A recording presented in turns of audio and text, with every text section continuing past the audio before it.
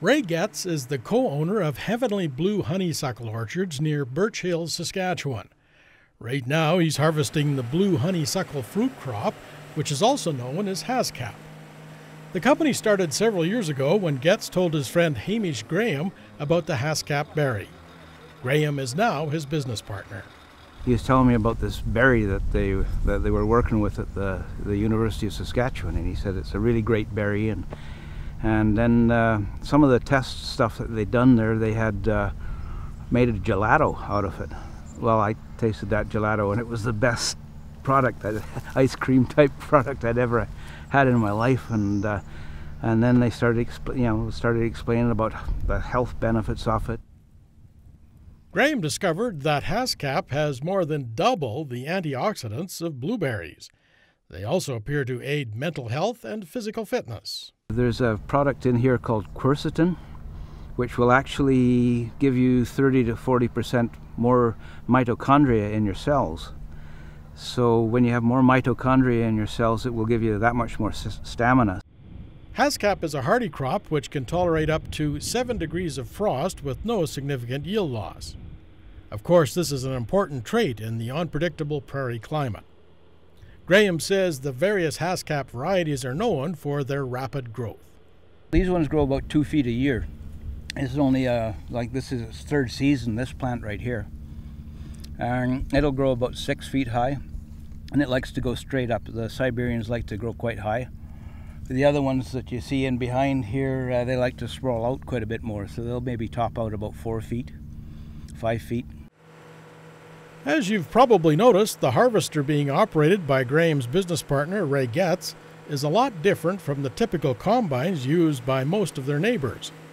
It's actually a black currant harvester, but Getz says it works reasonably well on haskap.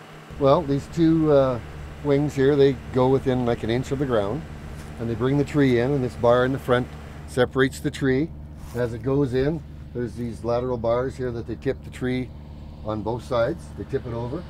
Then we have these little fingers in here, and they slowly agitate. And then they're on a, I don't know what you call this. It agitates and spins at the same time. So it's going back and forth as it's spinning, just to agitate the tree. The berries fall down the side here. Right now, Hamish Graham's daughter, Naomi Hunter, is on the back of the harvester. She is also with the Canadian Good Agricultural Products, or GAP, organization.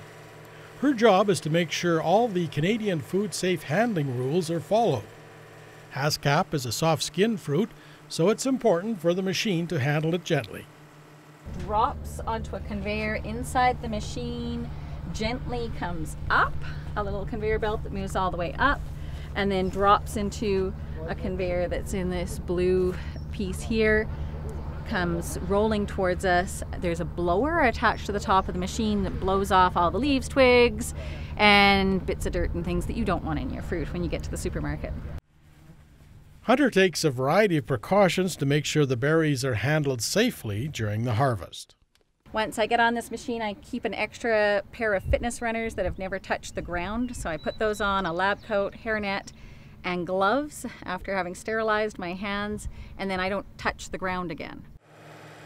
As was mentioned earlier, the harvester they're using was originally built for black currants. Hunter told us they did some remodeling to get the unit ready for haskap. Right here, this area originally when it was used for black currants, both this conveyor belt going to the side and the other side would have had giant barrels situated underneath them, and they would have been actually collecting fruit off both sides. Because with the haskap, it's a soft-skinned fruit, easily damaged, we're only actually collecting fruit off the one side of the machine.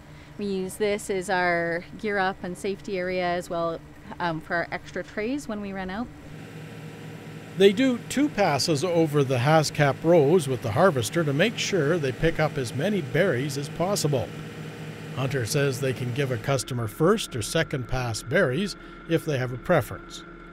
They can also show them when each piece of fruit was harvested and where it came from thanks to their traceability system, where each basket is identified. Which is also important because You've probably heard the spinach recalls, things like that, where if anything that a customer doesn't like, or if there was ever any case of contamination, a farmer oversprayed our field, some plants were contaminated. If that was ever discovered in a food product, you want to be able to say the date you brought the food off the field, where it came from, because otherwise you could be in a position where everything that was harvested is now not able to sell. Hunter's father, Hamish Graham, told us their hard work is starting to pay off. The biggest demand for haskap is in Asian markets, but other areas are showing interest as well. We're the first people that are actually CFIA approved, so we can actually ship to the States or to Japan. So we were successful in shipping to Japan last year to 2 different Japanese companies. I shipped to a winery in the States. Of course, since this crop is fairly new to Canada, there are challenges to overcome. They're working with researchers to understand which species are the best pollinators of haskap and how to help these creatures do their jobs. Graham says the Canadian haskap market is still in its early stages, but in nearby Saskatoon, they're selling to a number of high-end restaurants and health food stores. Haskap harvest normally starts in mid-June, considerably earlier than most other crops common to this area.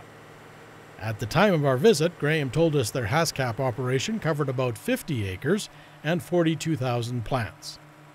He says the plants continue to increase their production until they level out at about 6 years of age.